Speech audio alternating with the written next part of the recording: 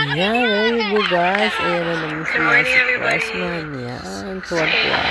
Pag nanamimit siya ng si Baby Yasi. Ayan, totoo yan guys. Sa Cebu, sa Banggit, Cebu, Banggit, town. Ayan. Ayan, sexy naman niya. Tingnan niya. Ayan na guys. Ano naman masayahan. Nakatulang lahat ng tao sa kanya. Hindi ako mainom ng ganyan pagkain. Patingin picture. Princess Yasi. Hi,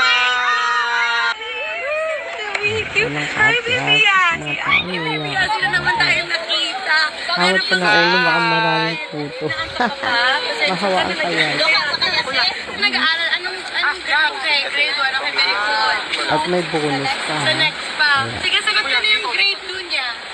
Sana ako magpapala sa grade 2. Oh, i-text din na lang po kay Ella. Thank you po na. Nakahanap na naman tayo ng isa pang Baby Yasi. Hindi namin sinasadya, nakapunta lang kami isang Banggit area. Sabi ni ate na ang pangalan ng baby niya, Baby Yasi. Sabi ko, ay, talaga napaka-perfect. Baby Yasi sa Cebu, yung song na nakayawa ako ng pangalan sa grade 2. Wow!